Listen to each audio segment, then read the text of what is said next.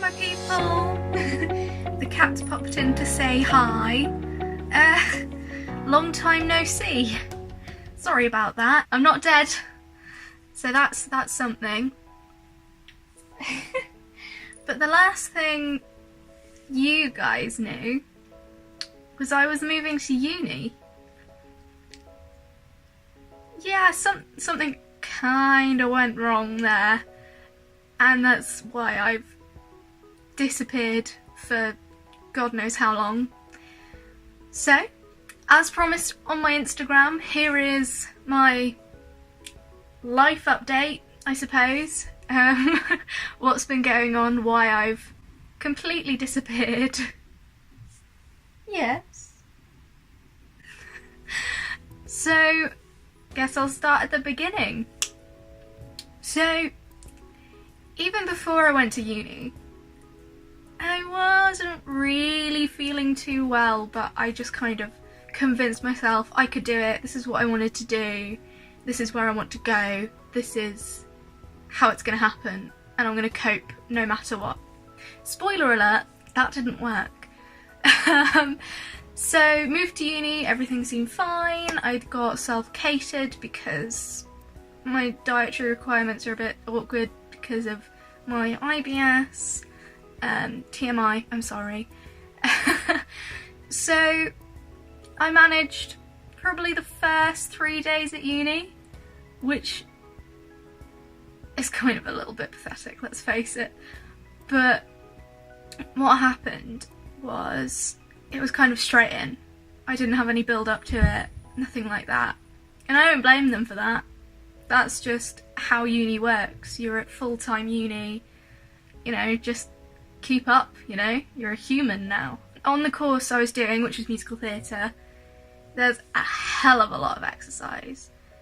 You do a warm-up every day in the morning, which is basically a mini workout, and there's constant dancing throughout the day, and you basically just don't stop.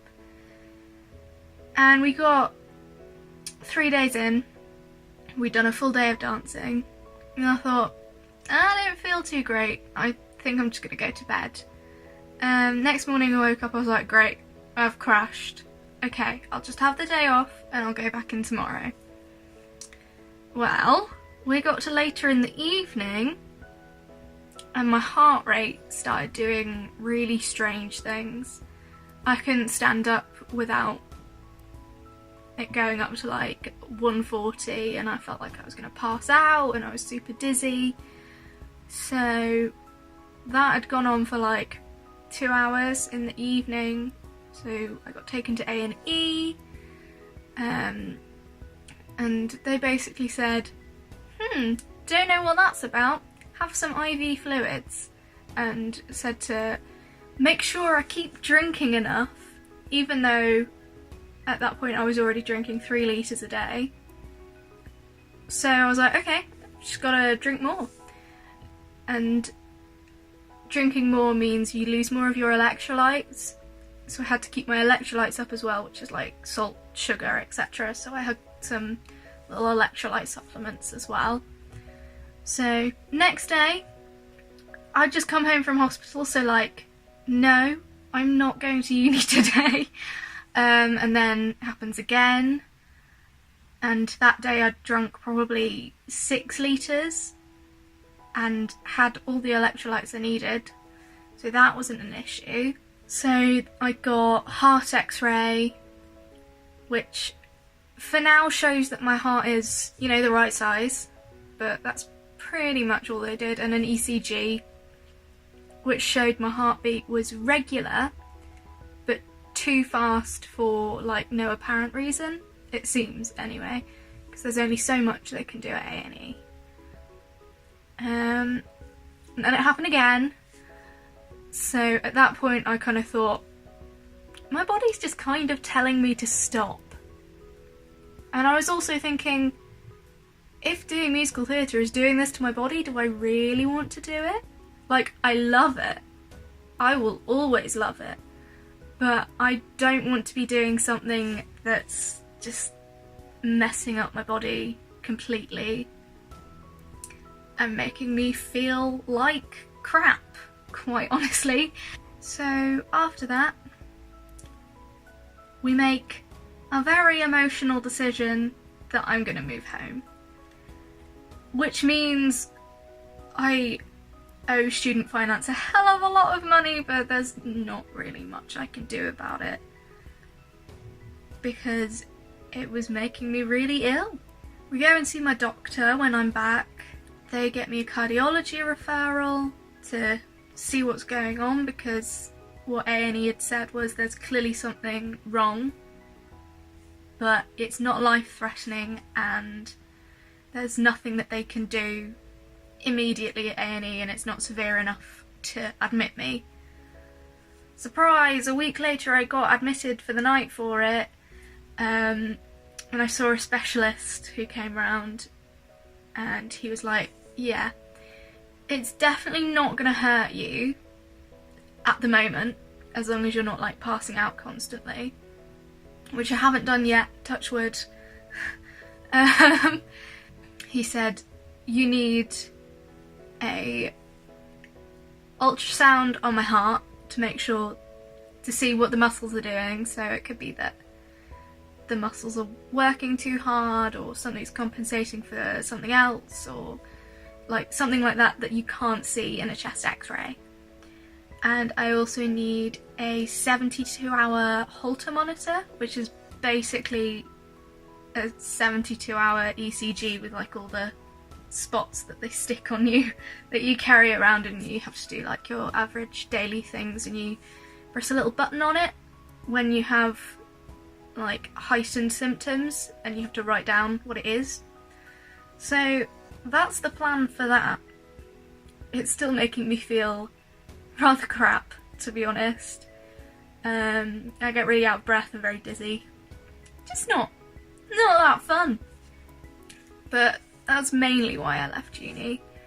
And since then my chronic pain levels have gone up and up and up, and I haven't really slept in a very long time because it's really painful constantly.